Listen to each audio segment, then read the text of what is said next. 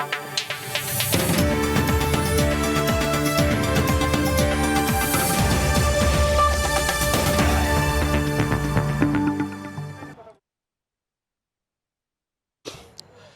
জানাচ্ছি সময়ের বিশেষ আয়োজন নির্বাচনের পথচলা অনুষ্ঠানে।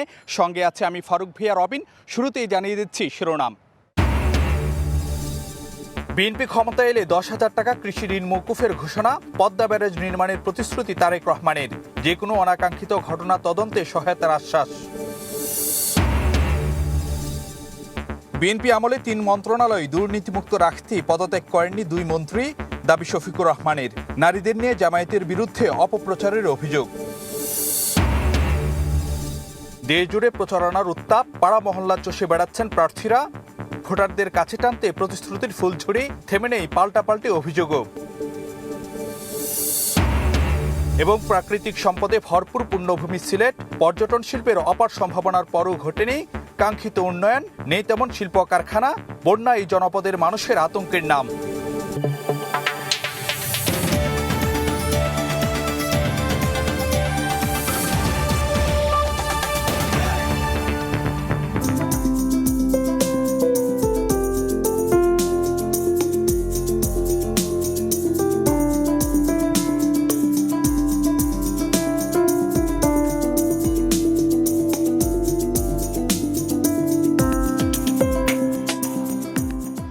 অপরূপ প্রাকৃতিক সৌন্দর্য, চিরসবুজ চা বাগান, পাহাড়, নদী, ঝর্ণা, জলধারা, স্বচ্ছ জলের স্রোতধারা, গহীন অরণ্য আর জলাবন আপনাকে বারবার টেনে আনবে দেশের অন্যতম পর্যটন কেন্দ্র সিলেটে।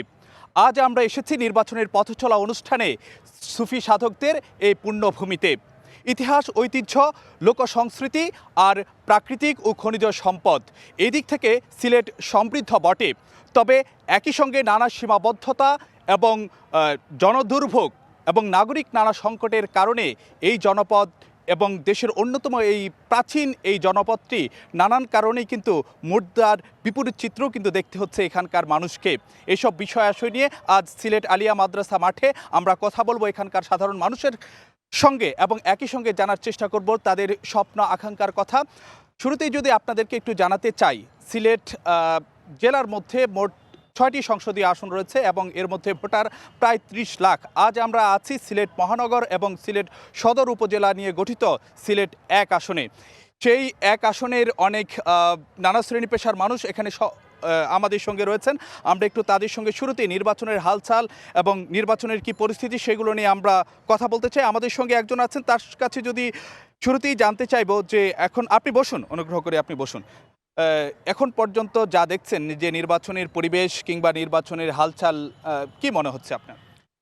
ধন্যবাদ। দীর্ঘ 17 বছর পরে আমরা একটা গণতান্ত্রিক ধারায় ফিরছি। এজন্য আমাদের পুরা সিলেটবাসী অত্যন্ত আনন্দিত। আমরা মুক্ত স্বাধীনভাবে নিজের পছন্দ অনুযায়ী কোনো প্রার্থীকে ভোট দিতে পারবো, এটা অবশ্যই আনন্দদায়ক।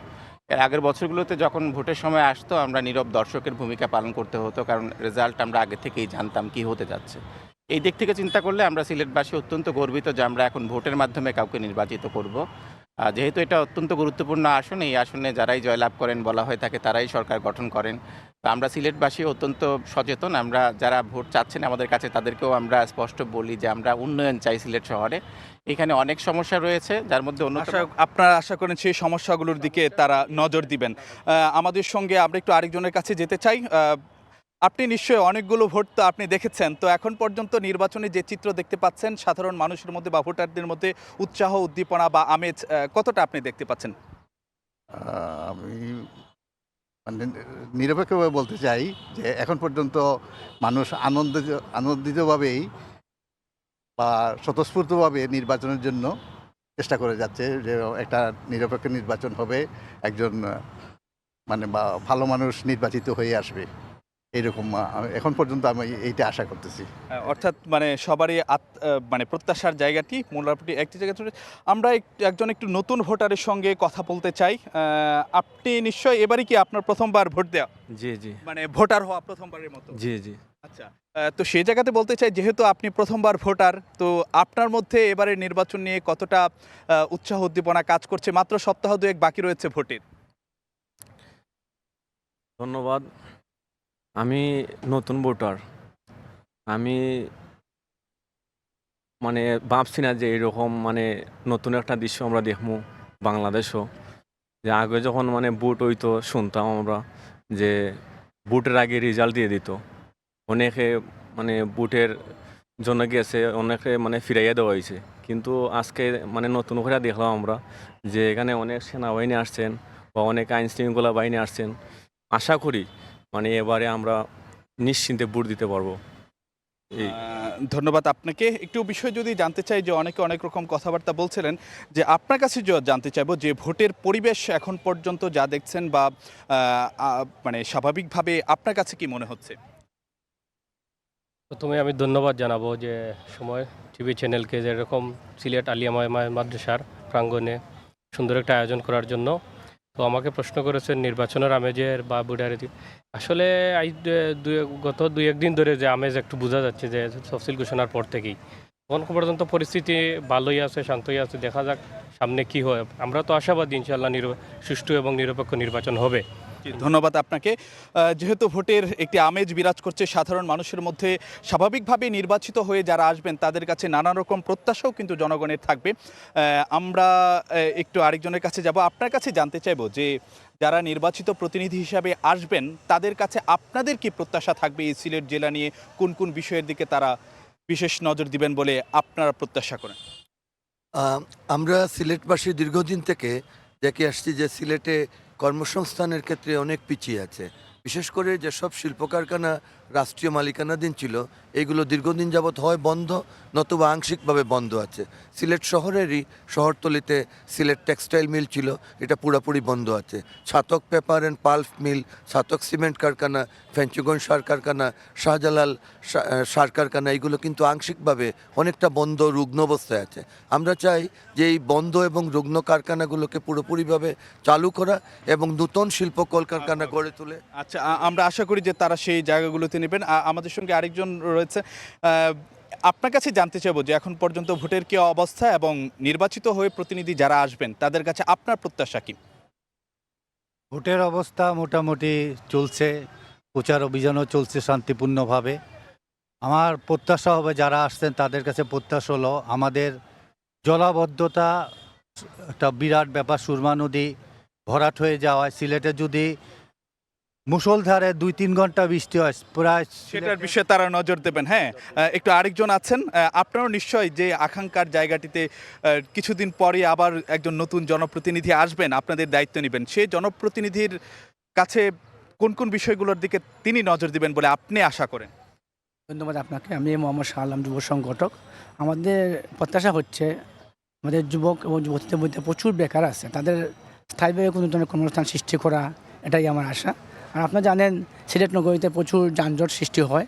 এই যানজটের জন্য স্থায়ী একটি সমাধান আমরা চাই আগামী নির্বাচিত সংসদে। আপনাকে ধন্যবাদ। এখানে নানা শ্রেণী পেশার মানুষ রয়েছেন, একজন তরুণ রয়েছেন আমার কাছে। তার কাছে একটু জানতে চাইবো, যিনি নির্বাচিত জনপ্রতিনিধি আসবেন, যেহেতু আপনারা তরুণ প্রজন্ম, সেই তরুণ প্রজন্ম একজন জনপ্রতিনিধির কাছে কি কি ধরনের আচার আচরণ বা তার কি যোগ্যতা থাকা উচিত বলে তরুণ প্রজন্ম তাদের কাছে মানে প্রত্যাশা করে? ধন্যবাদ। জীবনের সর্বপ্রথম ভোট অবশ্যই আমি যোগ্যতা সম্পন্ন ব্যক্তিকে দিব। কোনো ধরনের অন্যায় বা চাঁদাবাজ বা দুর্নীতি করাপশনের সাথে যারা জড়িত, যারা ঋণ খেলাপি, তাদেরকে কখনোই তরুণ প্রজন্ম বেছে নেবে না। আমরা 26 পরবর্তী একটা সমাজ চেয়েছিলাম যে করাপশনবিহীন সমাজ হবে, কিন্তু আমরা দেখতে পেয়েছি এই সমাজের চারপাশে এখনও করাপশন খুবই বেশি বলতে হচ্ছে, বা চাঁদাবাজ দুর্নীতি এরকম লেভেলের সমাজে একটি পরিপূর্ণ লেভেলে বসে পড়েছে। আমরা আপনারা যেটি চাচ্ছেন যে সুশাসন যেন থাকে, দুর্নীতিমুক্ত সমাজ ব্যবস্থা যেন থাকে, সেটি আপনার কাছে কি মনে হয় যে একজন জনপ্রতিনিধি যখন নির্বাচন হন তার মধ্যে কোন কোন বিষয়গুলো আসলে যে তিনি সেইগুলো মানে যদি তার মধ্যে প্রতিফলন থাকা উচিত আপনারা মনে করেন? প্রথমত তার যোগ্যতা থাকতে হবে, হ্যাঁ, এবং সৎ হতে হবে। আর যে সিলেটের যে ইনফ্রাস্ট্রাকচার বা যোগাযোগ অবকাঠামো আছে এগুলা ঠিকমতো গঠন করার মতো যোগ্যতা তার থাকতে হবে। দাবিগুলো যেন আদায় করে নিয়ে আসতে পারেন। আর আমার দুইটা স্পেসিফিক দাবি হচ্ছে, একটা হচ্ছে দ্রুতগতির রেল ঢাকা সিলেট, যিনি যাবেন সংসদে ওনাদের কাছে প্রত্যাশা থাকবে ঢাকা সিলেট দ্রুতগতির রেল, আর সিলেটে কোনো ইঞ্জিনিয়ারিং ইউনিভার্সিটি নাই। সেটা যেন হয় সেই বিষয়টাতে আপনার এই সিলেট নগরী কিন্তু যে পর্যটনের জন্য বিখ্যাত, দেশের অন্যতম একটি যে পর্যটন কেন্দ্র। তো এখানে একটি বিষয় আমরা দেখতে পাচ্ছি যে নানান প্রাকৃতিক সৌন্দর্য রয়েছে, নয়নাভিরাম অনেক দৃশ্য কিন্তু যে এই সিলেটে আসলে সাধারণ মানুষ যে উপভোগ করতে পারেন। পর্যটন শিল্প যতটা বিকশিত হওয়ার কথা ছিল, প্রকৃতি যেই অপার সম্ভাবনা এখানে, সেটা কতটা পূরণ করতে সম্ভব হয়েছে? ধন্যবাদ। অ্যাকচুয়ালি আপনি যে প্রশ্নটি করেছেন অত্যন্ত সময় উপযোগী।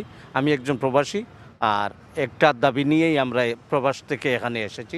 দীর্ঘদিন থেকে যে আন্দোলন করে একটু বলতে চাচ্ছিলাম যে আপনি যে পর্যটন নিয়ে কথা বলতেন। পর্যটন নিয়েই, পর্যটনের সাথে সাথেই এটা রিলেটেড। যদি পর্যটন নিয়ে অনেক কাজ করা সম্ভব, যদি বর্তমান সরকার যারা আসবে আগামীতে, আমার মনে হয় সিলেটে অনেক অপার মহিমা রয়েছে, অপার সুযোগ সুবিধা রয়েছে। এটা নিয়ে সরকার কাজ করলে আমার মনে হয় অনেকটা লাভবান হবে সরকার থেকে। ধন্যবাদ আপনাকে। এখানে আমাদের সঙ্গে আরও কয়েকজন রয়েছেন। একটু আপনার কাছে একটু জানতে চাইব যে পর্যটন শিল্পের যতটা বিকশিত হওয়ার কথা ছিল, ততটা কি বিকশিত হতে পেরেছে, বা মানে সেই বিকাশটা ঘটানো কি সম্ভব হয়েছে? ধন্যবাদ সময় টিভিকে এত সুন্দর একটা আয়োজন করে আমাদের মতামত সারা বাংলাদেশ তথা যারা আগামী ভবিষ্যতে আমাদের সরকার গঠন করবেন তাদেরকে জানানোর জন্য। আসলে যদিও পর্যটন নগরী সিলেট পর্যাপ্ত এখনও কিন্তু আমরা সেভাবে পর্যটক যারা আসে তাদেরকে সেই ধরনের সুযোগ সুবিধা দিতে পারি নাই।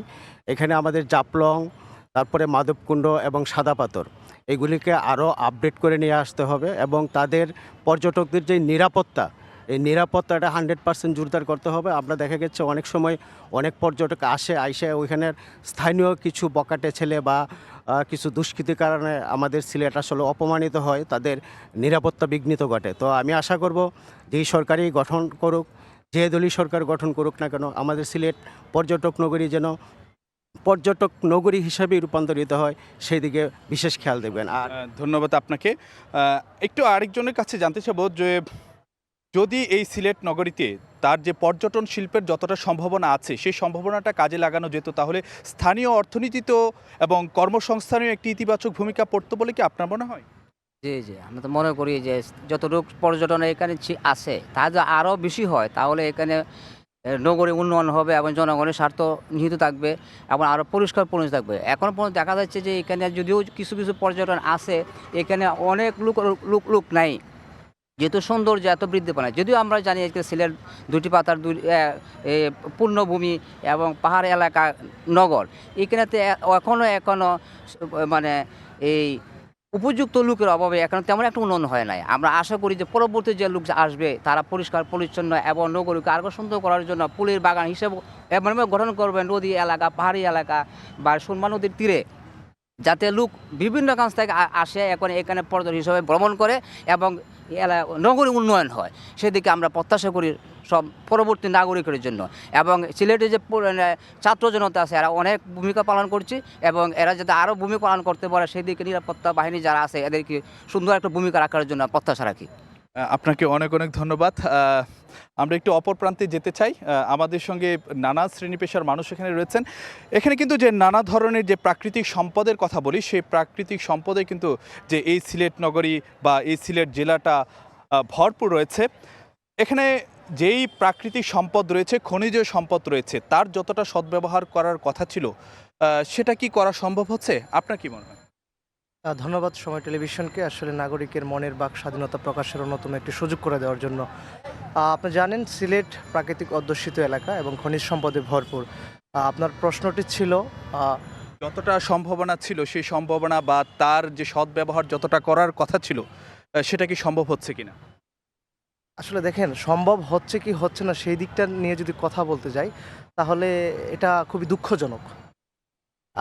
বলবো না যে পুরোপুরি হচ্ছে না, তবে আশানুরূপভাবে হচ্ছে না। প্রাকৃতিক সম্পদ আমাদের সিলেটের প্রাকৃতিক সম্পদ দিয়ে বা সিলেটের খনিজ সম্পদ দিয়ে পুরো দেশের মানুষ যেখানে সুবিধা নিচ্ছে, তো অথচ সিলেটের স্থানীয় সাধারণ জনগণ সেটা থেকে কিন্তু আসলে বঞ্চিত। আমরা যদি এই গ্যাসের কথা বলি, আপনারা জানেন হরিপুরের যে গ্যাস, এটা খনিজ সম্পদ, সেই গ্যাস যেই এলাকা থেকে উত্তোলন করা হয় সেই এলাকার মানুষজন আসলে এই গ্যাস থেকে বঞ্চিত। আশানুরূপভাবে তারা গ্যাসের সঠিক ব্যবহারটা কিন্তু করার সুযোগ পাচ্ছে না।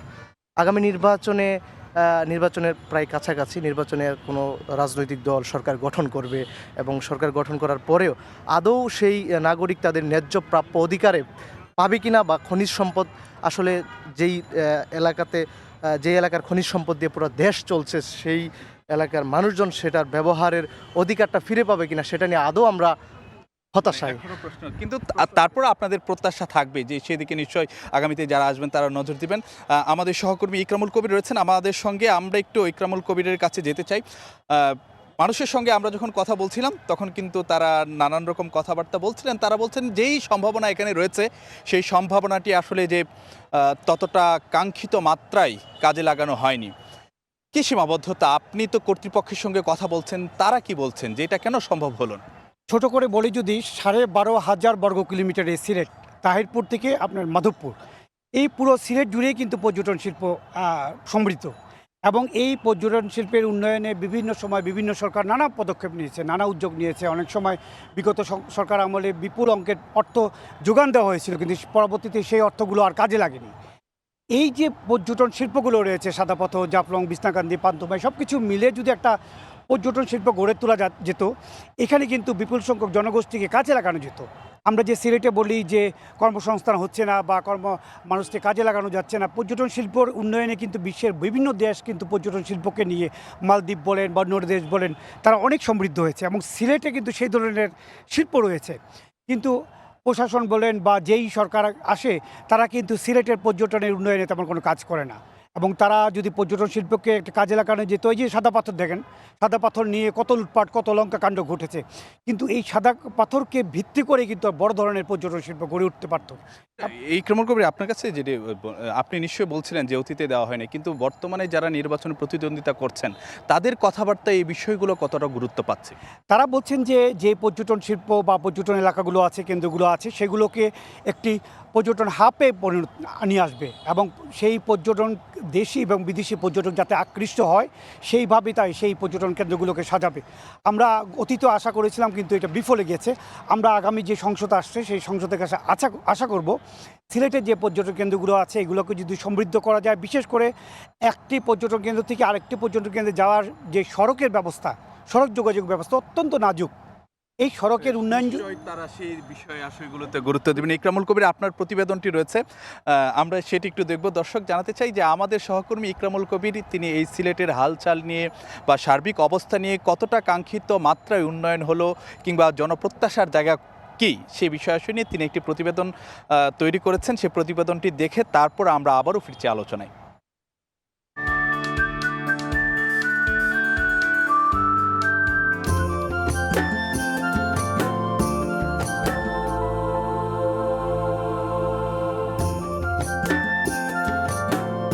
পাখির চোখে ছবির মতো সুন্দর প্রকৃতি কন্যা সিলেট, চা বাগান, সবুজ পাহাড়, সাদা পাথর আর জাফলংয়ের স্বচ্ছ ঝর্ণাধারা, বিছনাকান্দি, লালাখালের মতো স্থানগুলো বিশেষভাবে বাংলাদেশের অন্যতম প্রধান পর্যটন কেন্দ্র এই জেলার ঐতিহ্য।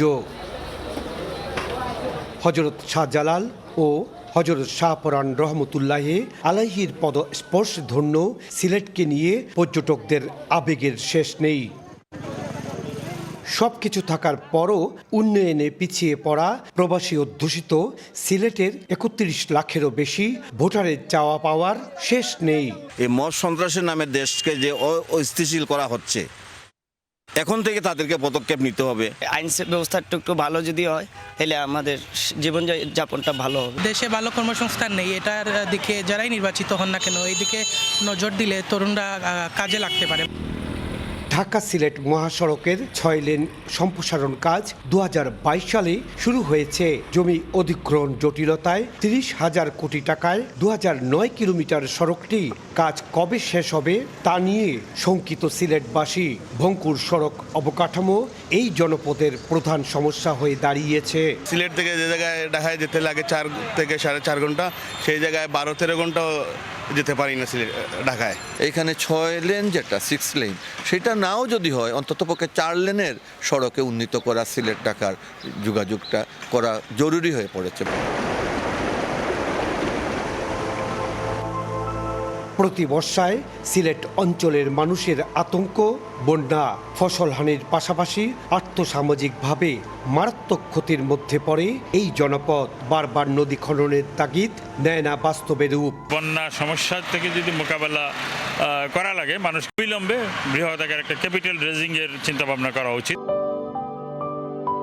সিলেট অঞ্চলে গড়ে ওঠেনি তেমন শিল্প কারখানা, তাই কর্মসংস্থান সৃষ্টির সুযোগ থেকে বঞ্চিত বিপুল সংখ্যক শিক্ষিত যুব সমাজ। সিলেট বিভাগের 12,500 বর্গ কিলোমিটার এলাকা জুড়েই রয়েছে পর্যটন শিল্পের অপার সম্ভাবনা। এই সম্ভাবনাকে কাজে লাগানো গেলে কর্মসংস্থান সৃষ্টির পাশাপাশি দেশ অর্থনৈতিকভাবে সমৃদ্ধ হবে, এমনটাই বলছেন সংশ্লিষ্টরা। সিলেটের লাক্কাতুরা চা বাগান থেকে ইকরামুল কবির, সময় সংবাদ। দর্শক, আবারও স্বাগত জানাচ্ছি। দেখছিলেন আমাদের সহকর্মী ইকরামুল কবিরের প্রতিবেদনটি। এই সিলেট একটি প্রাকৃতিক সম্পদে ভরপুর এবং খনিজ সম্পদে ভরপুর। এখানে কিন্তু যতটা এই প্রাকৃতিক সম্পদ কিংবা খনিজ সম্পদের দিকে যে তদারকি করা দরকার, যে সুরক্ষা দেওয়া দরকার, সেই জায়গাটিতে কতটা দেওয়া হচ্ছে তা নিয়ে প্রশ্ন রয়েছে। আমরা একটু যদি আপনার কাছে জানতে চাই যে এই খনিজ সম্পদ কিংবা প্রাকৃতিক সম্পদের সুরক্ষার জন্য যতটা তৎপর হওয়া দরকার, সেটা জনগণের জায়গা থেকে সচেতনতা কতটুকু বা প্রশাসনের যে তৎপরতা যতটুকু থাকার কথা ছিল কতটা রয়েছে, আপনি কি বলেন? জনগণের থেকে সচেতন নয়, অবাধে পাহাড় কাটা চলছে, বালু উত্তোলন চলছে। কিছুদিন আগে আপনারা সবাই জানেন সাদা পাথর নিয়ে হরিলুট কারবার চলছিল, তখন সরকারের নজরে পড়েছে, তখন সরকার একজন অভিজ্ঞ জেলা প্রশাসক দিয়ে এটা হস্তক্ষেপ করেছেন। এখন অবাধে চলছে পাহাড় কাটা, যেহেতু পরিবেশ আইন অনুযায়ী পাহাড় কাটা নিষিদ্ধ, কিন্তু পাহাড় কাটা অবাধে চলছে। গাছ কাটা চলছে, শতকরা 25 ভাগ গাছ থাকার দরকার একটা দেশের, কিন্তু সিলেটে 8 থেকে 10 ভাগ গাছ আছে। এইগুলি ব্যাপারে খুব সতর্ক থাকা উচিত প্রশাসনের এবং জনগণেরও। ধন্যবাদ আপনাকে। আচ্ছা, যে কিছুদিন আগে যেই পাথর লুট হয়েছিল, সেই লুটের সারা দেশেই কিন্তু ব্যাপক আলোড়ন তৈরি হয়েছিল। এখন সেখানকার কি অবস্থা? যে এখনো কি লুটপাট চলছে, নাকি যে সাদা পাথরের আগের জায়গা সে আগের মতন ফিরে এসেছে? ধন্যবাদ। আপনারা জানেন এটা হচ্ছে প্রাকৃতিক সম্পদ এবং সাদা পাথর, যেটা পাথর তোলা টোটালি সরকারের বন্ধ ছিল, কিন্তু এই জুলাইয়ের পরে এখানে কুচুকরি মহল কিছু রাজনীতিবিদ ছত্রছায়ায় এখানে সব পাথরগুলো লুট করে নিয়েছে। কারণ এই সাদা পাথর স্পটগুলো আমাদের পর্যটক কেন্দ্র, এটা থেকে আমাদের দেশের সিলেটের অনেক উন্নয়ন সম্ভব। এখানে বিদেশ থেকে বা দেশের বিভিন্ন জায়গা থেকে মানুষ এখানে আসার পরে প্রাকৃতিক সৌন্দর্য উপভোগ করে, এটাকে আমরা কাজে লাগিয়ে আমরা আরও এগিয়ে যেতে পারবো। আর এখন কি অবস্থা? এখন কি আগের রূপে ফিরে এসেছে, নাকি এখনো লুটপাট চলছে? আমি 1 সপ্তাহ আগে গিয়েছিলাম ওইখানে, কিন্তু দেখলাম যে পাত্রগুলো মানে লুট হয়েছিল, এগুলা আবার কিছু পাথর এনে এগুলা বসানো হয়েছে, কিন্তু প্রাকৃতিক যে এটা এনভায়রনমেন্ট, এটা কিন্তু হয় নাই। আর অনেকটাই দেখা যাচ্ছে যে রাত্রে এবং তারা সুযোগ করে যাতে প্রশাসন না দেখে, এই সুযোগ করে ওনারা আবার পাথর কিংবা বালু লুট করতেছে। আশা করি যে কর্তৃপক্ষ এই জায়গাগুলোতে যে বিশেষ নজর দিবে। আমাদের সঙ্গে একজন পরিবেশ অধিকার কর্মী রয়েছেন, একটু তার সঙ্গে একটু যেতে চাই। হ্যাঁ, উনি দীর্ঘদিন যাবৎ এই সিলেট এলাকায় যে পরিবেশ নিয়ে কাজ করে থাকেন। একটু আপনার কাছে জানবো যে পরিবেশ সুরক্ষার জায়গাগুলোতে প্রশাসনের যে তৎপরতা থাকা দরকার, মানে কাঙ্ক্ষিত মাত্রায় কি সেটি দেওয়া হচ্ছে কিনা? ধন্যবাদ। আমরা আসলে দেখেছিলাম যে 5 আগস্টের পরে আপনি একটু আগে যেটা বললেন যে সাদা পাথর লুট হয়েছে, তো এই সময় প্রশাসনের তৎপরতা আমরা যথেষ্ট দেখতে পাই নাই।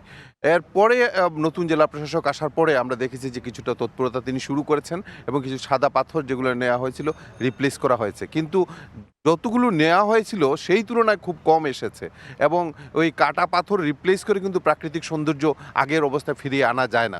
তবে তাদের যে তৎপরতা সেটাকে আমরা পজিটিভলি দেখছি। তবে এরপরে যে এই লোড অন্যান্য জায়গায় সিলেটে যে পরিবেশ বিনষ্ট করার যে তৎপরতা, সেটা কিন্তু এখনও সেভাবে বন্ধ হয় না। সেটা আমরা অন্য অনেকের কথাই শুনতে পাচ্ছি। আপনি যেহেতু পরিবেশ অধিকার নিয়ে কাজ করে থাকেন, যখন উন্নয়ন কাজগুলো চলে তখন সেই উন্নয়ন কাজের সঙ্গে কি যে পরিবেশগত ঝুঁকির বিষয়টা যতটা নজর দেওয়ার কথা ছিল বা সেই অনুযায়ী যেই তৎপরতাগুলো নেওয়ার দায়িত্ব ছিল যথাযথ কর্তৃপক্ষের, সেগুলো কি ঠিকঠাক মতো নেওয়া হয় বা সেই জায়গাতে কি গুরুত্ব দেওয়া হয়? দেখুন, আমাদের একটা মিসকনসেপশন আছে। অনেকেই মনে করেন যে আমরা যদি বিল্ডিং করে ফেলি, ইট কাঠে স্থাপনা করে ফেলি তাহলে উন্নয়ন হয়ে যাবে, কিন্তু টেকসই উন্নয়নের যে ধারণা সেটি অনেকের মধ্যে নেই। বিশেষ করে যারা পলিসি লেভেলে কাজ করেন, যেমন সংসদ সদস্য যারা নির্বাচিত হবেন বা যারা হয়েছেন, তাদের এই পলিসি লেভেলে এই জায়গাটা ঘাটতি আছে। তারা মনে করেন যে আমরা একটা সড়ক করে দিলাম, যেমন হাওরের বুক জুড়ে একটা সড়ক করে দিলেন, সেটা কিন্তু আলটিমেটলি দীর্ঘমেয়াদী উন্নয়নের পথে বাধা হয়ে দাঁড়াচ্ছে। তো উন্নয়নের জন্য যা প্রয়োজন সেই মেধা, সেই জ্ঞান, সেই প্রজ্ঞা থাকতে হবে। নাহলে আমরা দেখেছি যে সেই প্রজ্ঞা নেই এবং ভুল করে অনেক পরিকল্পনা নেওয়া হয়েছে, এর মাসুল কিন্তু আমরা এখন দেখছি। আপনি জানেন যে সিলেটে বন্যায় প্লাবিত হয়ে গেছে 2022 সালে আমাদের বাসাবাড়িতে পানি ঢুকেছে, কারণ অনেক জায়গা ভরাট হয়ে গেছে। সিলেটের অনেক জলাশয় ভরাট হয়ে গেছে। এই সিলেটকে একসময় দিঘির শহর বলা হতো, কিন্তু এই দিঘির শহরে এখন আর দিঘি দেখা যাচ্ছে না। তো জলাভূমি ভরাট বন্ধ করতে হবে। আমি মনে করি যে রাজনৈতিক সদিচ্ছা প্রয়োজন, এবং এই যে অপকর্মগুলো করে আমরা বিভিন্ন সময় দেখেছি, এদের পিছনে রাজনৈতিক ব্যক্তিত্বদের পিছনে এরা থাকতে চেষ্টা করে বা কোনো ছত্রছায়া এটা করে থাকে। যার দরুন আমরা চাই সেই নেতৃত্ব নির্বাচিত হবে যারা এই অপকর্ম যারা করবে তাদেরকে কোনো আশকারা দিবে না, বরং তাদের বিরুদ্ধে ব্যবস্থা নেবে। এই ধরনের নেতৃত্ব যদি আমরা নির্বাচিত করতে পারি এবং প্রকৃতপক্ষে টেকসই উন্নয়ন বলতে কি বোঝায় সেই প্রজ্ঞা এবং দূরদর্শিতা যাদের আছে তাদেরকে যেন আমরা নির্বাচিত করি, সেই প্রত্যাশাটা আমরা রাখছি। অনেক অনেক ধন্যবাদ আপনাকে। আমরা একটু আরেকজনের কাছে যাব। এই যে পরিবেশগত জায়গাতে যেটি দেখতে পাচ্ছি যে এই সিলেটের মতন একটি জায়গায় যেখানে পরিবেশকে সবচেয়ে গুরুত্ব দেওয়ার কথা ছিল, সেখানে আমরা সাধারণ মানুষের সঙ্গে যখন কথা বলছিলাম দেখা যাচ্ছে সেই জায়গাটি গুরুত্বহীন থেকে যাচ্ছে। আপনার কি মনে হয় যে পরিবেশ সুরক্ষার জন্য এই সিলেটের বাস্তবতায় কোন কোন বিষয়গুলোতে একটু নজর দেওয়া উচিত বা কর্তৃপক্ষ যারা আছেন তাদের কি করণীয়? ধন্যবাদ সময় টিভিকে এত সুন্দর একটা আয়োজনের জন্য, এবং ধন্যবাদ আপনাকে। পরিবেশের এত সময় থেকে পরিবেশেরই আলোচনা হচ্ছে। পরিবেশের দিক দিয়ে যদি আমরা বলি, এবং পরিবেশ এবং স্বাস্থ্য দুটোই কিন্তু সমান অগ্রাধিকার পায়। পরিবেশ আমাদের একদিনের বৃষ্টিতে জলাবদ্ধতার মধ্যে আমাদের সিলেট শহরটা চলে যায়। এই দিকে আমরা অনেকবার ভয়েস রেজ করেছি, কিন্তু ফলপ্রসূ কোনো ধরনের ব্যবস্থা এখনও হয় নাই। তাই আগামী গভর্নমেন্টের কাছে আমাদের এটা দাবি থাকবে সিলেটের শহরের এই জলাবদ্ধতা এবং অত্র অঞ্চলের এই জলাবদ্ধতার দিকে নজর দেওয়া। সেকেন্ড হলো স্বাস্থ্যক্ষেত্রে সিলেটের সাধারণ মানুষের যে স্বাস্থ্যর যে অবস্থা, একটা মাত্র আমাদের মেডিকেল উসমানী হসপিটাল, তো এখানে পরিপূর্ণ স্বাস্থ্যসেবাটা পাচ্ছে না। এবং আমরা স্বাস্থ্যসেবা নিয়ে আর একটু পরে আবার আসবো, আমরা আশা করি সেই বিষয়গুলোতেও দিব। আপনাকে অনেক অনেক ধন্যবাদ। আমরা একটু এখানকার শিল্প কারখানা নিয়ে একটু যে কথা বলতে চাই। এখানকার যে শিল্প কারখানা, আমরা তো জানি যে এখানকে প্রাকৃতিক সম্পদে ভরপুর বা সমৃদ্ধ একটি এলাকা। এখানে দেশের উল্লেখযোগ্য সংখ্যক একটি গ্যাসের যোগান কিন্তু এই এলাকা থেকে দেওয়া হয়, কিন্তু সেই অনুযায়ী যেই শিল্প কারখানা সেভাবে গড়ে ওঠার কথা ছিল সেভাবে কি গড়ে উঠতে পেরেছে? দেখেন, এখানে শিল্প কারখানা বলতে সিলেট হচ্ছে চা বাগান অধ্যুষিত একটা এলাকা। এই যে টি ইন্ডাস্ট্রিটা, বাংলাদেশের টোটাল টি গার্ডেন হচ্ছে পঞ্চগড়ের ওইটা বাদ দিলে 167টা চা বাগান, তার মধ্যে 140টার মতো হচ্ছে সিলেট বিভাগে, হবিগঞ্জ, মৌলভীবাজার এবং সিলেটে। এর মধ্যে প্রায় 4.5 লক্ষ চা শ্রমিক কর্মরত আছে এবং এদের উপর নির্ভরশীল প্রায় 10 লক্ষ চা জনগোষ্ঠী আছে।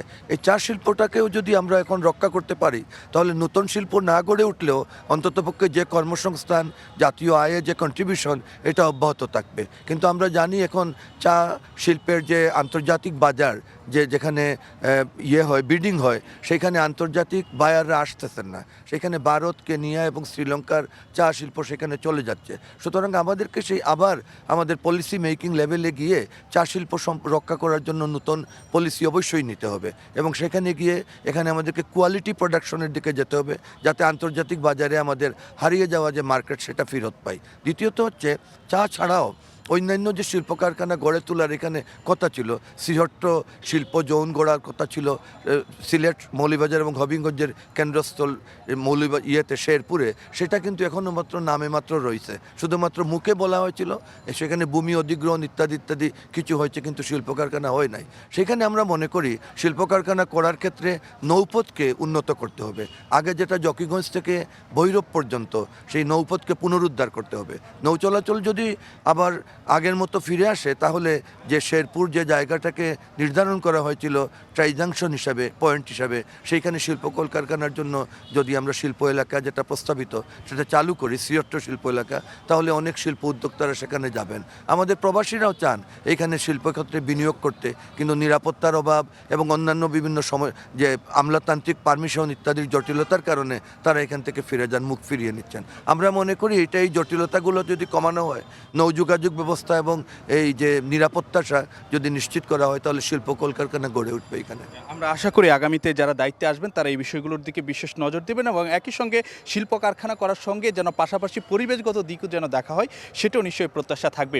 আমাদের সহকর্মী হিমাদ্রি শেখর রয়েছেন সুনামগঞ্জে। আমরা একটু সুনামগঞ্জে ভোটের খবরাখবর জানবো, তারপর আমরা আবারও ফিরবো আলোচনায়। যুক্ত হচ্ছে হিমাদ্রি শেখরের সঙ্গে। হিমাদ্রি,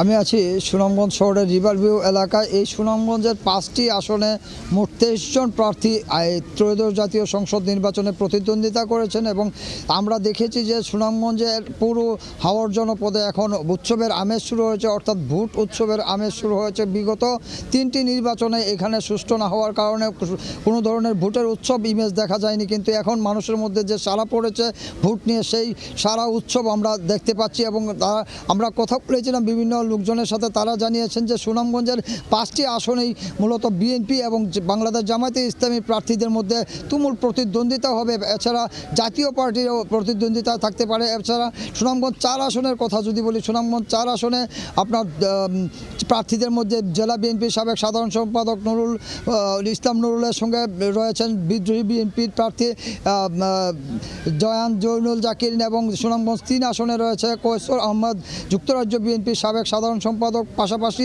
ওই আসনগুলিতে বিএনপির বিদ্রোহী প্রার্থী সহ অনেক ধরনের প্রার্থী রয়েছেন। পাশাপাশি সুনামগঞ্জ 1 আসনে বাংলাদেশ জামায়াতে ইসলামী প্রার্থী তুফাইল আহমদ খান এবং বিএনপির ধানের শীষ মনোনীত প্রার্থী জামান কামরুল, এবং সুনামগঞ্জ 2 আসনে শিশির মনিরের সাথে প্রতিদ্বন্দ্বিতা হতে পারে বিএনপির সাবেক সংসদ সদস্য নাসির উদ্দিন চৌধুরী। তো এখন পর্যন্ত আমরা যেটা তাদের কাছে জানতে পেরেছি যে সুনামগঞ্জে আসলেও পুরো সুনামগঞ্জে এখন ভোটের ইমেজ শুরু হয়েছে এবং ভোটের উৎসব শুরু হয়েছে। আমরা যদি বলি সকাল 11টা থেকে বা 12টা থেকে কৃষিকাজের পরে এবং 11টা থেকে গভীর রাত পর্যন্ত প্রার্থীদের প্রচারণা চলে এবং প্রার্থীরা জানিয়েছেন যে তারা এই শেষ সময়টুকু মানুষের দ্বারে দ্বারে পৌঁছে বা দলগুলোর বার্তা পৌঁছে দিচ্ছেন, বিভিন্ন উন্নয়ন প্রতিশ্রুতি দিচ্ছেন এবং তারা জানিয়েছেন যে আগামী সুনামগঞ্জের যারা সমস্যাগুলি সমাধান করবেন তাদেরকেই সুনামগঞ্জবাসী ভোট দেবেন। এই ছিল সুনামগঞ্জের ভোটের খবরের সবশেষ। আমরা এখন ফিরে যাচ্ছি সিলেটে।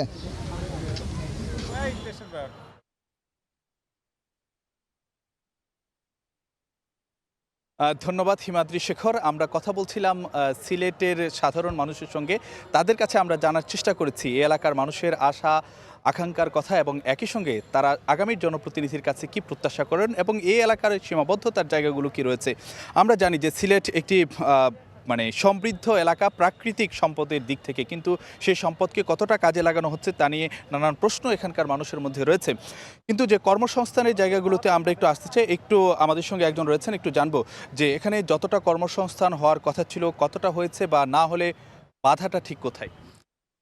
কার্যত আমাদের ছেলেমেয়েরা এইচএসসি পাশ করার পরেই বিদেশ প্রবাসমুখী হয় ম্যাক্সিমাম ক্ষেত্রেই। আর এখানে আসলে কোনো স্ট্যাবলিশড কোনো শিল্প কারখানা নাই বা ওই ব্যাপারে এখন পর্যন্ত আমরা কোনো দৃশ্যমান কোনো উদ্যোগ এখনও দেখিনি। তা আমরা যেটা চাচ্ছি যে ছেলেমেয়েরা পাশ করার পরে যারা দেশে থাকেন তারা ঢাকায়, চট্টগ্রাম, বন্দরনগরীতে চলে যেতে হয়।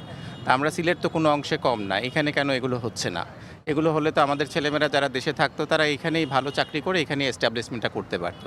আরেকটা বাধা আমি যেটা মনে করি যেটা কর্মসংস্থানের অন্তরায় হতে পারে, যেটা হচ্ছে আমাদের যে মহাসড়কটা সিলেট ঢাকা, অনেক বছর থেকে আমাদের ছোটোবেলা থেকে আমরা শুনে আসতেছি এটা 6 লেন 4 লেন হবে, কিন্তু এই কাজ এখনও শেষ হয়নি। আমরা আশা করব যিনি এই সংসদ আসন থেকে পাশ করবেন তিনি সবচেয়ে গুরুত্ব যেটা দেবেন যে এখানে শিল্প কারখানা সহ বেকারদের কর্মসংস্থানের জন্য যত ধরনের প্রকল্প সম্ভব সবগুলো যেন এখানে নিয়ে আসেন। অ্যাটলিস্ট আমাদের ছেলেমেয়েরা যদি প্রবাসে না যায়, অন্তত সিলেট থেকে যেন কাজ করার সুযোগটা থাকে, আমাদের জন্য অন্য কোনো জায়গায় চলে যেতে না হয়। এটাই আমি এই মুহূর্তে সবচেয়ে গুরুত্বপূর্ণ কর্মসংস্থানের সমস্যা বলে মনে করছি। আপনাকে অনেক অনেক ধন্যবাদ। এখানে আমাদের সঙ্গে একজন তরুণ রয়েছেন, আপনার তো নিশ্চয়ই মানে কর্মসংস্থানের জায়গা থেকে যদি পড়াশোনা সম্পূর্ণ করার পর আপনার কর্মসংস্থানে যুক্ত হতে হবে, সেই জায়গায় কর্মসংস্থানের আপনার কি প্রত্যাশা? কর্মসংস্থান আমাদের এখানে সিলেটে কর্মসংস্থান বলতে শুধু রেস্টুরেন্ট, মানে এছাড়া মানে বিকল্প কিছু নয়। আমরা চাই যে বিভিন্ন জায়গার মধ্যে মানে বড় বড় ফ্যাক্টরি আছে, মানে বা গার্মেন্টস আছে, কর্মসংস্থান যেভাবে আছে আমাদের সিলেটে এভাবে নাই। আমাদের হয়তো মানে রেস্টুরেন্ট নয়তো বা আবাসিক, ঠিক আছে। আমরা চাই যে আমাদের জন্য যারা পাস করবেন আমরা তাদের কাছে মানে বিনীত আকুল আবেদন থাকবে যে আমাদের এখানে একটা মানে কর্মসংস্থানের তারা নিশ্চয়ই বেশি গুরুত্ব পাবে, সেটি আপনার কাছে বলতে চাচ্ছিলেন। আমরা আশা করি তারা ভবিষ্যতে যারা নির্বাচিত হয়ে আসবেন তারা সেই বিষয়গুলোতে গুরুত্ব দেবেন। আমরা একটু প্রবাসী আয়ের বিষয়ে কথাবার্তা বলতে চাই, কারণ যে সিলেটের বাসিন্দারাই কিন্তু যে প্রবাসী আয়ের ক্ষেত্রে যে অন্যতম একটি গুরুত্ব দিয়ে থাকেন, সেই জায়গাতে একটু যদি আপনার কাছে জানতে চাই যে সিলেটের মানুষ প্রবাসী আয়ের অন্যতম যোগান দিয়ে থাকে, তো সেই জায়গায় প্রবাসী বান্ধব নীতি সহায়তার জন্য আপনারা কি মনে করেন যে সেই নীতি সহায়তা কতটা রয়েছে? আসলে দেখেন, আমরা যদিও প্রবাসী, এখানে আমাদের কোটি কোটি টাকা ইনভেস্ট রয়েছে। আমরা চাই যে বাংলাদেশের যখন স্টেবল গভর্নমেন্ট বা যেই আসুক, আমরা চাই এই দেশ যাতে যারা পলিটিশিয়ান রান করে তারা যেন স্বচ্ছতা এবং জবাবদিহিতা তাদের কাছে থাকে। তো আমরা যারা প্রবাসী রয়েছি, আমাদের তৃতীয় চতুর্থ প্রজন্ম যদি এই দেশে আসতে হয় তাহলে কি করতে হবে? তাদেরকে এই দেশমুখী করতে হবে। তার জন্য সরকারকেই ভূমিকা নিতে হবে। এখানে আরেকটা বিষয়, প্রবাসী দেখেন, আমরা এখানে এসেছি বিমান আন্দোলন নিয়ে। বিমান ম্যানচেস্টার টু সিলেট যে ফ্লাইটটা ছিল সেইটা ওনারা পঞ্চমবারের মতো এই মার্চের 1 তারিখ বন্ধ করতে যাচ্ছেন। বোঝার বিষয় আছে, এখানে প্রায় 350,000 বাংলাদেশি রয়েছে আমরা নর্থ ইংল্যান্ডে। এখানে শুধু টিকেটের ব্যবসা না, বিমানের ব্যবসা না, এখানে অনেক ইনভেস্টমেন্ট রয়েছে। একটা মানুষ যখন আসে, একটা অ্যাভারেজ একজন মানুষ আসে, সে টিকেটের সাথে অন্ততপক্ষে 3 থেকে 5,000 পাউন্ড করে, যেটা এখানে বিনিয়োগ করে। ব্যবসায় কেউ বিনিয়োগ করে, কেউ চ্যারিটি করতেছে, কেউ ব্যবসা প্রতিষ্ঠানে করতেছে। এই জন্য আমাদেরকে সরকারকে বুঝতে হবে যে আমাদেরকে শুধু প্রবাসী রেমিটেন্স যোদ্ধা বললে হবে না। এই তো কিছুদিন আগে আমাকে সম্মাননা দেওয়া হয়েছে, এই সব সম্মাননা দিলে কী হবে? আমাদের তো ব্যক্তিগত we don't have any interest for our own country. So what we need to see the law and order first. আমাদেরকে ল অ্যান্ড অর্ডার প্রতিষ্ঠা করতে হবে। মানুষের প্রবলেম হচ্ছে কি, এই দেশের পলিটিশিয়ানরা দেশকে কন্ট্রোল করেন। তো পলিটিশিয়ানরা প্রথমে কি হতে হবে, তাদেরকে স্বচ্ছতা, তারা যদি অনেস্ট হন, তারা যদি সত্যিকার অর্থে দেশপ্রেমের জন্য কাজ করেন, আমার বিশ্বাস যে কোনো মানুষ দেশের উপকারে আসবে। যে কোনো মানুষ কিন্তু দেশকে, একজন মানুষ কিন্তু চেঞ্জ করতে পারবে না, দেশের মানুষকে সহযোগিতা করতে হবে। তো দেশে যদি ল অ্যান্ড অর্ডার না থাকে, যে দেখেন আমাদের অনেক ব্যাড এক্সপিরিয়েন্স রয়েছে, অনেক গুড এক্সপিরিয়েন্স রয়েছে। তো সেই জন্য আমরা বলবো যে এই নির্বাচনকে ঘিরে যেই দেশে আসুন না কেন, সরকার প্রতিষ্ঠা করুন না কেন, প্রথমে এইসব বিষয়ে আপনি যে পরামর্শগুলো দিয়েছেন সেগুলোতে আশা করি তারা নিশ্চয়ই এই বিষয়গুলোতে গুরুত্ব দেবেন। আপনার কি এই জায়গাটিতে কোনো যুক্ত করার আছে কিনা যে প্রবাসীদের নীতি সহায়তার বিষয়ে যেন তারা এই দেশের অর্থনীতিতে ভূমিকা রাখতে পারেন? তা তো খুবই রাখতে পারেন। আপনাকে ধন্যবাদ প্রথমে, এবং সময় টিভিকে ধন্যবাদ। এবং আমি এইটা বলতে চাইছি যে আমরা যে আন্দোলন করছি ম্যানচেস্টার থেকে সিলেট, এটা একটা ইকোনমি ব্যাপার, কিন্তু এইটা যদি তারা বন্ধ করে দেয় বিমানে, আমরা যে এলডারলি মা বাবা আছে তারা আসতে তারা কষ্ট হবে। আমরা যে এখন যে প্রজন্ম আসছে, যে নিউ জেনারেশন, তারা কিন্তু একটা সুযোগ পাইছে যে ম্যানচেস্টার থেকে ডাইরেক্ট সিলেট আসতে পারে। এই দিকে তারারও একটু এই যে হলিডে পায়, তারা 2 সপ্তাহ হলিডে পায়, 2 সপ্তাহ থেকে 2 দিন তারা লং ট্রাভেল করে আসে, তাহলে তারা 2-4 দিন তারা চলে যায়। এরা প্রফেশনাল যে ওয়ার্কার হকল, সকল স্টুডেন্ট হকল, এরা যে আপনারা যদি এই ম্যানচেস্টার টু সিলেটে এটা কাম্য রাখেন আর এটা তারা বুঝতে পারে, তা আমি বুঝি যে সিলেটের লাগি এবং বাংলাদেশের লাগি একটা উন্নয়ন, একটা পথ হবে। এইটাই আমার কত হইল, আমরা এই প্রত্যাশা নিয়ে আমরা সিলেটে আসছি। আমরা আশা করি যে আপনাদের প্রত্যাশা পূরণে আগামীতে যারা নির্বাচিত হবেন তারা ভূমিকা রাখবেন। আমরা একটু যোগাযোগ ব্যবস্থা নিয়ে কথা বলতে চাই। এখানে সিলেটের যোগাযোগ ব্যবস্থা এখানকার মানুষের জন্য যেমন গুরুত্বপূর্ণ, ঠিক একই সঙ্গে বাইরের মানুষের জন্য গুরুত্বপূর্ণ, কারণ যেহেতু এটি অন্যতম একটি পর্যটন কেন্দ্র দেশের। এখানকার যোগাযোগ ব্যবস্থা কতটা সন্তোষজনক? আসলে যোগাযোগ ব্যবস্থা, আমাদের যে বিশ্ব রুট আছে, আমাদের সিলেট দক্ষিণ সুরমা থেকে শুরু হয়, যে শুরুটাইতেই গাফলা। যে আমাদের দক্ষিণ সুরমাতেই শুরু হয় একদম বিশ্ব রোডে একদম ভাঙচুর, যেটা ভাঙ্গা রাস্তা, এইটা ভাঙ্গা রাস্তার কারণে আমাদের যাতায়াতে অনেক কষ্ট হয়। পরবর্তীতে আপনারা জানেন ঢাকা সিলেট মহাসড়কের যে অবস্থা, বর্তমানে যে এখন ওই যে পূর্বের যে সরকার ছিল সেই সরকারের আমলে যে কার্যক্রমগুলো শুরু করেছিল, কিন্তু পলাতক হওয়ার পরবর্তীতে যে কাজগুলো বন্ধ হওয়ার কারণে আমাদের ঢাকা সিলেট যে ডিস্টেন্স যেটা ছিল, যেটা আমরা 5 ঘন্টায় যেতাম, কিন্তু এখন দেখা যাচ্ছে প্রায় 10 ঘন্টায় আমরা যেতে হয়। আমাদের আসলে যোগাযোগ ব্যবস্থা খুবই কষ্টকর। আপনাকে ধন্যবাদ। আমাদের সহকর্মী আমিনুল হক রয়েছেন আমাদের সঙ্গে। আমিনুল ইসলাম, যে আপনি তো খোঁজখবর রাখছেন, এই যে অনেকের নানান অভিযোগ রয়েছে, বিশেষ করে যোগাযোগ ব্যবস্থা কিন্তু এই এলাকার জন্য নানান কারণে গুরুত্বপূর্ণ, কারণ দেশের অন্যতম একটি পর্যটন কেন্দ্র এবং একই সঙ্গে স্থানীয় মানুষের চলাচলের জন্য এই যে একটি বেহাল দশা এবং যানজটের অভিযোগও কিন্তু রয়েছে, কর্তৃপক্ষ কি বলছে বা কি করছে? আসলে যখনই নির্বাচন আসে আমরা কাজ করতে গেলে মানুষের যে প্রতিশ্রুতির কথা আমরা শুনি, প্রত্যেকবারই আসলে প্রার্থীরা প্রতিশ্রুতি দেন, সেই অনুযায়ী আসলে বাস্তবায়ন কতটা হয় সেটা নিয়ে আমাদেরও প্রশ্ন। আমরা যখন কর্তৃপক্ষের কাছে যাই তারা বিভিন্ন ধরনের দায়সারা বক্তব্য দেন, সেই বক্তব্যগুলো শুনতে শুনতে মানুষ এখন আসলে মনে হয় যে এখন নিজেরাই যদি কাজটা করতে পারতো তাইলে অনেকটা ভালো হতো। মানে সিলেট অঞ্চলকে সবসময় অবহেলার চোখে রাখা হয়েছে। আমরা দেখেছি একেবারে যোগাযোগ ব্যবস্থা থেকে শুরু করে এই এলাকার চিকিৎসা সেবা যদি আপনি বলেন, হাওড় অঞ্চল যেগুলো রয়েছে সেই এলাকার মানুষজন আল্লাহর উপরে ভরসা করেই চলছে। তারা বিশেষ করে একমাত্র Sylhet MAG Osmani medical college, এটি জেলা হাসপাতালগুলো থেকে সরাসরি আসলে এমএজি ওসমানী মেডিকেল কলেজ হাসপাতালে পাঠিয়ে দেওয়া হচ্ছে। তো এত বড় বড় ভবন তৈরি করে আসলে হচ্ছেটা কি, মানে সুবিধাটা পর্যাপ্ত হচ্ছে না। আমিনুল ইসলাম, আপনার কাছে আরেকটা বিষয়, যেহেতু এখানে একটি যে চা বাগান অধ্যুষিত এলাকা, তো সেখানে চায়ের শ্রমিকদের যেই মজুরি বলি কিংবা তাদের মর্যাদার কথা বলি বা তাদের অধিকারের কথা বলি, সেটা কতটা নিশ্চিত করা সম্ভব হয়েছে? আমরা এই ক্ষেত্রে দেখেছি অনেক আন্দোলন পর্যায়ক্রমে হচ্ছে। যারা কৃষিজীবী রয়েছেন, যারা চা শ্রমিক রয়েছেন, তারা বারবার রাস্তায় নেমে আসছেন তাদের দাবিগুলো নিয়ে। সেই দাবিগুলো কিন্তু এখানকার যারা চা বোর্ডের যারা রয়েছেন তারা সবসময় তাদের সংবাদ সম্মেলনে আমরা দেখেছি তাদেরও নানা ধরনের সংকট রয়েছে তারা বলেন। কিন্তু এই কৃষিজীবী শ্রমজীবী যারা এখানে চা বাগানের কাজ করেন তাদের মজুরি খুবই কম। এই দিক থেকে সরকারকেও আসলে দায়িত্ব নিতে হবে। যারাই আসলে দায়িত্ব নেন, যারা এখানে জনপ্রতিনিধি হয়ে আসেন, তাদেরকে আসলে এই ব্যাপারগুলো খেয়াল রাখতে হবে। আশা করি যে তারা সেই বিষয়াশয়গুলোতে গুরুত্ব দিবেন। আমরা এখানকার মৌলিক কিছু বিষয়াশয় নিয়ে কথা বলতে চাই, এখানকার সাধারণ মানুষকে স্বাস্থ্য শিক্ষার বিষয়াশয়গুলো নিয়ে বলতে চাই। এখানে আমাদের সহকর্মী আমিনুল ইসলাম বলেছিলেন যে এখানকার স্বাস্থ্য ব্যবস্থাও কিন্তু যে বেশ বেহাল রয়েছে। আপনারা তো চিকিৎসা সেবা নিতে যান, কি দেখতে পান, চিত্রটা কি? আসলে চিকিৎসা সেবা যে আমরা নিতে চাই, সরকারি যে প্রতিষ্ঠানগুলো আছে এখানে হসপিটাল, এখানে আমাদের ওই সিটের চেয়ে মাটিতে আমরা লোকজন বেশি দেখতে পাই। সিটে যেভাবে আছে ওইভাবে এই আলাদা বিছানা দিয়ে লোকজনকে মানে অতিরিক্ত সিটের ব্যবস্থা করে কেউ বসে আছে, এইভাবেও চিকিৎসা নিচ্ছে। বিশেষ করে গাইনি ক্ষেত্রে যেখানে আমরা ওই যে মহিলারা যায় ওইখানে যে সিটগুলো আছে বা লেবার পেইন উঠলে যে বেডের ব্যবস্থা আছে, এর চেয়ে মানে ডাবল কোনো সময় এর চেয়ে আরও বেশি লোকজন অপেক্ষাকৃত অবস্থায় থাকেন। এই মুহূর্তে যদি বা আমাদের সিলেটে এইভাবে একজন রুগী, মহিলা রুগী গিয়ে এই অবস্থার সম্মুখীন হয়, তাহলে আপনি বুঝেন যে পুরোপুরি হসপিটালের কী অবস্থা। আর চিকিৎসা ব্যবস্থাটা আসলে এখন হয়ে গেছে অনেক বেশি মানে কি বলবো, দামি যেটা বলবো আপনার ইয়ের বাইরে। যে যার টাকা আছে তিনি আসলে যে স্বাস্থ্যসেবা পেয়ে থাকেন। একটু আপনার কাছে জানতে চাই, আপনারা তো স্বাস্থ্যসেবা নিয়ে থাকেন, তো আপনার প্রত্যাশাটা কি, যে কোন কোন বিষয়গুলোর দিকে একটু বিশেষ নজর দেওয়া উচিত? ধন্যবাদ। আসলে আমাদের যে সিলেটের এক বিভাগীয় পর্যায়ে যে হসপিটালটি রয়েছে ওসমানী হাসপাতাল, এবং সেখানেই আমাদের প্রত্যেকটা উপজেলা থেকে এখানেই চিকিৎসার জন্য লোকজন আসে, এবং সেখানে সিটের চেয়ে প্রায় 5 গুণ লোকজন এখানে ভর্তি হয়। সেখানে দক্ষ চিকিৎসক কিংবা নার্সিংয়ের অভাব রয়েছে।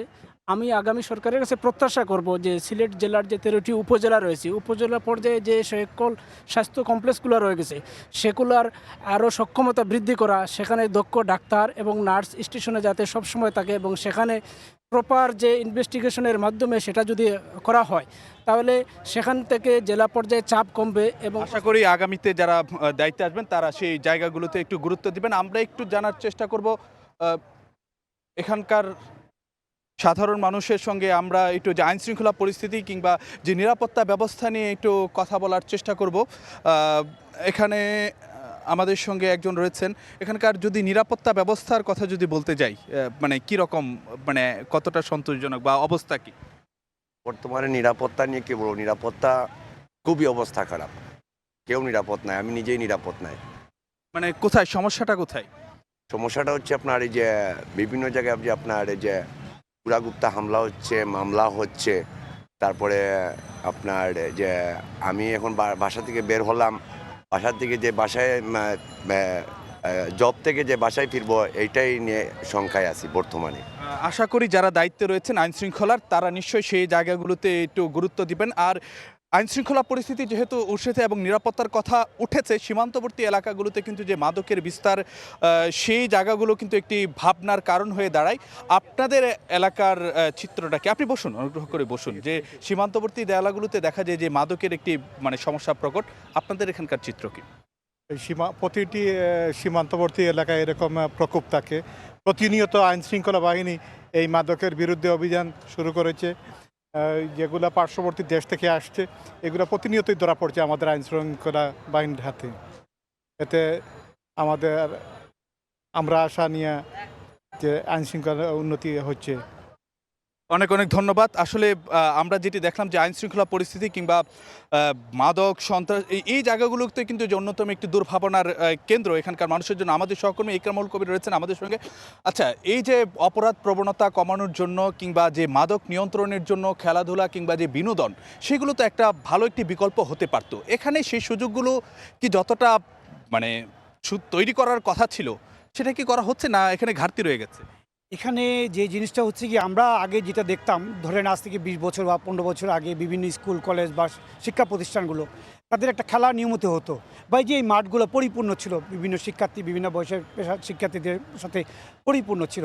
কিন্তু এখন যে জিনিসটা হচ্ছে, গার্জিয়ানরা তাদের বাচ্চাদেরকে পড়ার জন্য মনোনিবেশ করার জন্য তাদের ঘরবন্দি করে রাখে। সেই অবস্থা থেকে কিছু কিছু বাচ্চারা যখন ছুটে যায় তখন তারা আর সেই শৃঙ্খলার মধ্যে থাকে না। সেক্ষেত্রে আমার মনে হয় গার্জিয়ান এবং শিক্ষক যারা আছেন, শিক্ষা প্রতিষ্ঠানের সাথে যারা সংশ্লিষ্ট আছেন, সবাই মিলে এটা সচেতনতা বৃদ্ধি করতে হবে। পর্যাপ্ত খেলার মাঠ কিংবা বিনোদন কেন্দ্র আছে তো? না, সিলেটে এইটাই সবসময় বলা হয়ে থাকে, সিলেটে পর্যাপ্ত পরিমাণে খেলাধুলার বা বিনোদন মাঠ নেই।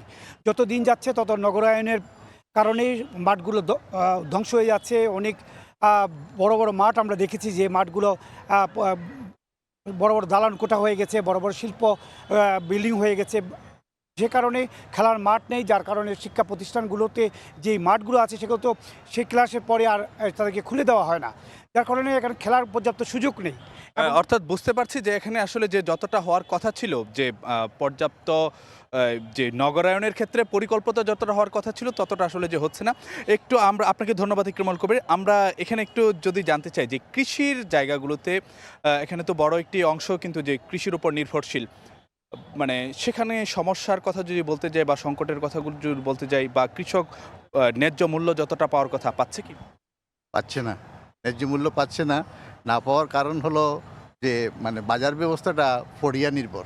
এখানে মানে কৃষক সরাসরি বায়ারের কাছে যেতে পারছে না, এটা হলো সমস্যা। আর আচ্ছা, আরেকটা বিষয় হলো এখানে কিন্তু যে ঢল কিংবা বন্যার একটি প্রভাব কিন্তু আমরা দেখতে পারি, সেটা আসলে যে কৃষিতে কতটা নেতিবাচক প্রভাব ফেলছে? ওই ঢল অবশ্য প্রভাব ফেলে, তাও স্থায়ী না, সবসময় সব বছর তো আর বন্যা হয় না, এটা কাটিয়ে ওঠা যায় কিছু। কিন্তু ওই যে জলসেচের ব্যবস্থা যেটা আছে সেটা আমাদের এখানে অপ্রতুল। এখানে প্রচুর জলসেচের ব্যবস্থা নাই, সেজন্য মানে এই অনেক জায়গা অনাবাদি পড়ে থাকে। সিলেটে বিশাল জায়গা।